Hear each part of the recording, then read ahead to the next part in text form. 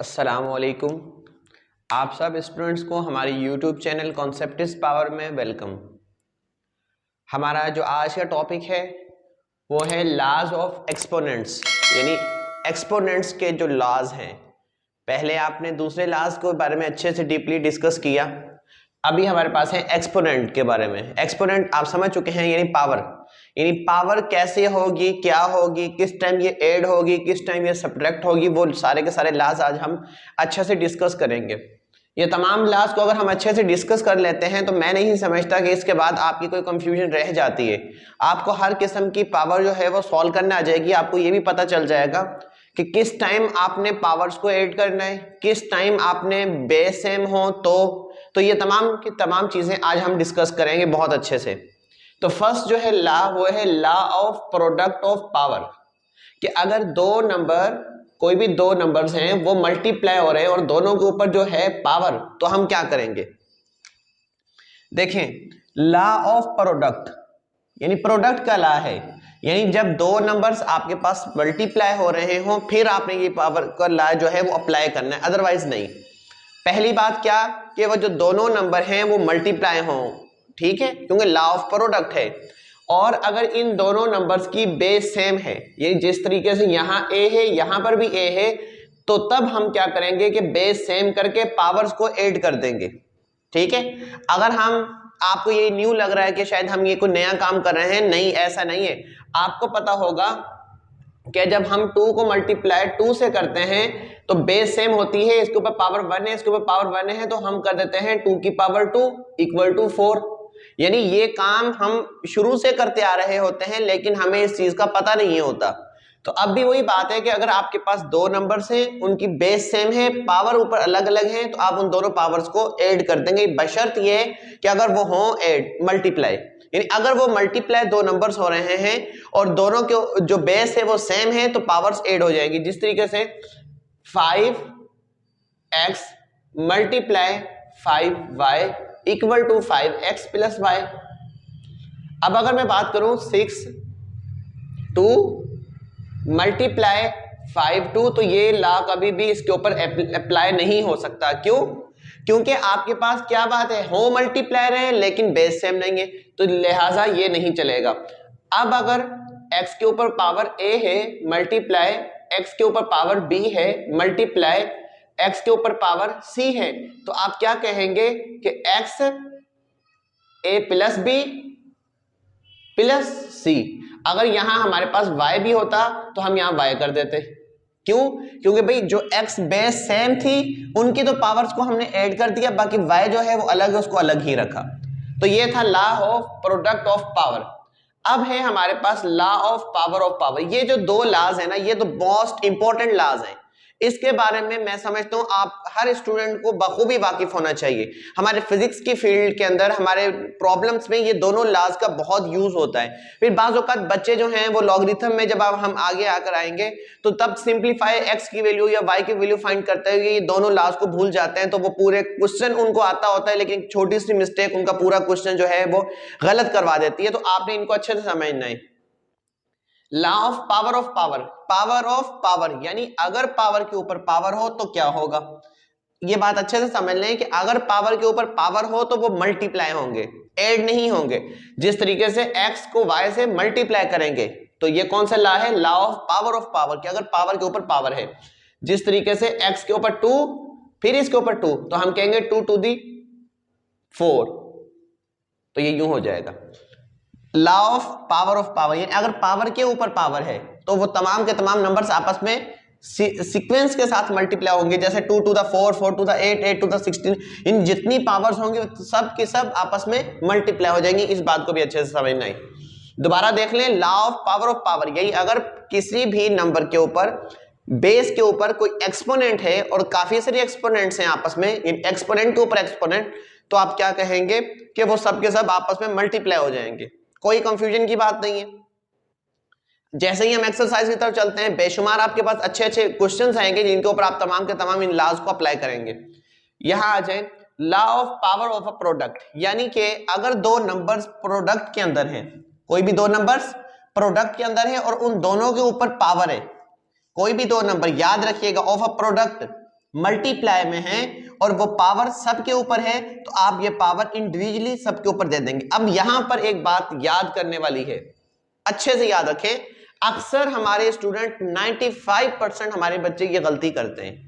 वो क्या करते हैं, जिस तरीके से हमारे पास लिखा हुआ है ना 5 + 6 के ऊपर 2, तो वो जमा करने से बेहतर वो क्या करते हैं 5 के ऊपर 2 जमा 6 के ऊपर 2। भाई नहीं, या ये जो हमारे पास ला है ये प्रोडक्ट का ला है, यानी अगर कोई भी दो नंबर्स आपस में मल्टीप्लाई हो रहे हैं और उनके ऊपर पावर हो, जबकि यहां पर कोई भी दो नंबर ऐड हो रहे हैं, तो ये चीज ये यहां पर दोनों सेम नहीं है, सही है। और आप मजीद अगर इसका प्रूव करना चाहें, देखिएगा अभी 25 और ये है 36, जबकि अगर हम यूं करते हैं 5 + 6 whole square equal to 11 whole square equal to 121, तो ये कभी भी दोनों बराबर नहीं हो सकते।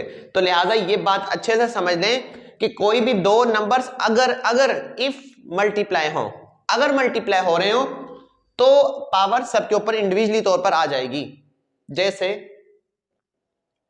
5 × 6 होल पावर 2, तो आप क्या कहेंगे 5 के ऊपर भी 2 आ गया, मल्टीप्लाई 6 के ऊपर भी 2 आ गया। क्या बात समझ में आई कि अगर वो नंबर्स मल्टीप्लाई में हो, और अगर कोई दो नंबर्स मल्टीप्लाई में आप सिंप्लीफिकेशन की तरफ जा रहे हैं, तो फिर अगर वो दोनों के ऊपर पावर इंडिविजुअली से अलग अलग है, तो आप वो सबके ऊपर भी दे सकते हैं, यानी लेफ्ट से राइट भी कर सकते हैं, राइट से लेफ्ट भी कर सकते हैं। मैं समझता हूं अच्छे से समझ में आ गया होगा। Law of power of a quotient, वो ये तीन जो प्रॉपर्टीज थी ये हमारे पास तकरीबन प्रोडक्ट वाली थी। अब हमारे पास क्वोशिएंट, क्वोशिएंट से ज्यादा कंफ्यूज होने वाली बात नहीं है, क्वोशिएंट का मतलब डिवाइड होता है, ठीक है। अब यही सेम बात जो हमने ऊपर की है, यही बात इधर आएगी कि अगर a/b है, पावर n है, यानी कोई भी दो नंबर से अगर वो डिवाइड हो रहे हैं, मैं तो बच्चों को यही बात समझाता हूं कि भाई ये जो लाज हैं ये प्रोडक्ट में है और क्वोशिएंट में है, ना ये एडिशन में कोई लाज है ना सब्ट्रैक्शन में कोई लाज है। तो आपने उस तरफ अपना माइंड को लेकर जाना ही नहीं कि हमने उस तरफ प्लस माइनस में ही अप्लाई करना, सिर्फ मल्टीप्लाई में। देखिए आपने लास्ट टाइम स्क्वायर रूट और रेडिकल्स के बारे में टॉपिक में डिस्कस किया, उसमें क्या डिस्कस किया कि भाई अगर दो रेडिकल मल्टीप्लाई होंगे, ये दो रेडिकल डिवाइड में होंगे, यानी क्वोशिएंट फॉर्म में होंगे, तो सेम यहां पर भी पावर्स में भी यही है कि अगर दो नंबर्स मल्टीप्लाई हो तब, या दो नंबर्स डिवाइड हो तो तब। तो ये पावर इसके ऊपर भी हम अलग से दे देंगे, इसके ऊपर भी अलग से दे देंगे। मैं समझता हूं आपको बात ये समझ में आ गई होगी। जिस तरीके से अगर यूं देखें आप 5/7 के ऊपर कोई भी पावर 2 है, तो आप यूं दे सकते हैं 5/2 × 7/2, यानी ये पावर दोनों के ऊपर है तो हम अलग अलग करके दे सकते हैं क्योंकि ये क्वोशिएंट में है। अब यहां पर देखें law of quotient of power, ठीक है, यानी अब भी क्वोशिएंट के ऊपर पावर है, तो लेकिन अब क्या बात है, वहां पर हमारे पास बेस सेम नहीं थी, जिस तरीके से यहां पर और यहां पर हमारे पास क्या बात थी कि अगर जिस तरीके से हमने यहां बात की law of power of product of quotient, यानी अगर दो नंबर्स की प्रोडक्ट के ऊपर पावर हो या दो नंबर्स की क्वोशिएंट के ऊपर पावर हो। अब हमारे पास ये है कि अगर बेस सेम, जिस तरीके से ये था हमारे पास, अब क्वोशिएंट के अंदर अगर बेस सेम हो, पावर डिफरेंट हो, तो हम क्या करेंगे कि बेस सेम है तो हम a को ऊपर ले जाएंगे, यानी n को ऊपर ले जाएंगे, बशर्त तब अगर हमारा m ग्रेटर देन n होगा। यानी कैसे कि अगर हमारे पास मैं कहूं a5 डिवाइड बाय a4, तो हम क्योंकि हमारे पास इसको बड़ी रकम ये वाली है m, तो हम नीचे वाले नंबर को ऊपर लेकर जाएंगे क्योंकि हमारा तभी जवाब पॉजिटिव आएगा। देखिएगा कैसे, a5 - 4 = a1, यानी कि अब हमारा जवाब पॉजिटिव आ गया। तो ये बात यहां पर समझाई जा रही है कि m ग्रेटर देन n, यानी आपका जो न्यूमिनेटर है उसकी जो पावर है अगर वो ग्रेटर देन डिनोमिनेटर के पावर से है तो आप ऐसा करेंगे, अदरवाइज आप इसको रेसिप्रोकल कर देंगे। अब ये देखें, अगर आपके पास यही प्रॉब्लम में उठाऊं और ये यूं हो a5, तो आप कभी भी इसको ऊपर नहीं लेकर जाएंगे, क्योंकि अगर इसको ऊपर लेकर जाएंगे तो 4 - 5 हो जाएगा, तो जवाब आपके पास -1 आएगा, फिर आपको उसको रेसिप्रोकल करना पड़ेगा। इससे बेहतर ये है कि आप 1 अपॉन कर दें और ये जो 5 है ये यही रहेगा, 4 को नीचे लाकर माइनस कर दें, इक्वल टू 1/a हो जाएगा। ये बात यहां समझाई जा रही है कि आसान सी बात है, कोई मुश्किल बात नहीं कि अगर क्वोशिएंट के अंदर बेस सेम है, ऊपर डिफरेंट पावर है, नीचे डिफरेंट पावर है, तो आपने नीचे वाली पावर को ऊपर उस टाइम लेकर जाना है अगर न्यूमिनेटर की पावर बड़ी हो, ताकि आपको जवाब पॉजिटिव मिलना चाहिए, क्योंकि हम पावर को कभी भी नेगेटिव रखते ही नहीं। और अगर आपके ऊपर वाला न्यूमिनेटर की जो पावर है वो छोटी है, न्यूमिनेटर की पावर छोटी है और डिनोमिनेटर की पावर बड़ी है तो आपने नीचे वाले नंबर को ऊपर नहीं लेकर जाना बल्कि ऊपर वाले नंबर को नीचे ले आना है ताकि हमारा जवाब पॉजिटिव आ जाए। अब ये तो पॉइंट्स हैं, बहुत अच्छे से इनको डिस्कस कीजिएगा, समझ लें। देखिएगा कोई भी नंबर है, नेगेटिव नंबर है और उसके ऊपर कोई पावर है, ठीक है।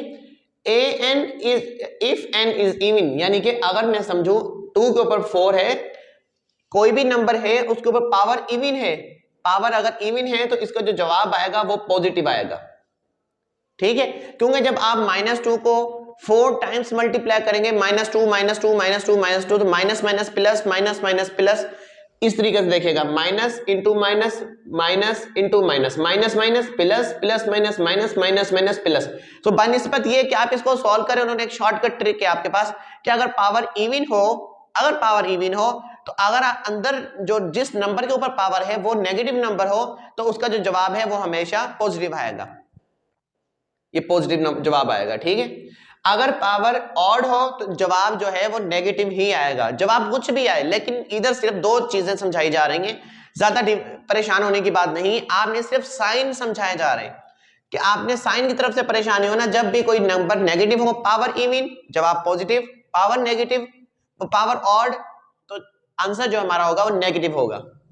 और दूसरी बात, if power of non zero real number is zero that the value is zero, यानी अगर कोई भी नंबर जो है, कोई भी नॉन जीरो टर्म है आपके पास ग्रेटर देन जीरो, या कोई भी नंबर है but not zero, non zero term है, उसके ऊपर पावर अगर आपके पास जीरो आ जाती है तो उसका जो जवाब है वो 1 आएगा, कुछ भी कर लें आप, ठीक। यानी कोई भी नंबर हो, 1000 के ऊपर हो, 1 लाख के ऊपर हो, a इंटू बी के ऊपर हो, a अपॉन बी के अंदर हो, यानी मैं तो बच्चों को एक मिसाल देकर ये बात यूं समझाता हूं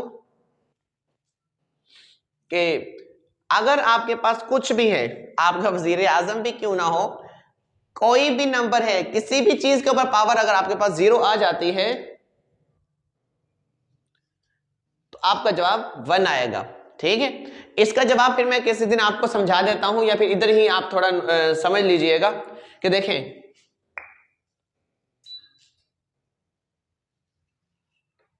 ये हमारे पास कोई भी नंबर है z, ठीक है, इसके ऊपर पावर है 0, क्या मैं इसको ऐसे लिख सकता हूं z 1 - 1, बिल्कुल लिख सकता हूं, क्योंकि आपको पता है 1 - 1 इज 0, तो इसको मैं इस तरीके से भी लिख सकता हूं। तो ये जो नेगेटिव है, ये वाली चीज, ये पावर इसको मैं नीचे ले आता हूं, यानी मैं यूं कर देता हूं 1 इंटू z -1, क्योंकि जब बेस सेम है इनको मैं ऐड करूंगा अगेन 1 - 1 आएगा, ठीक है।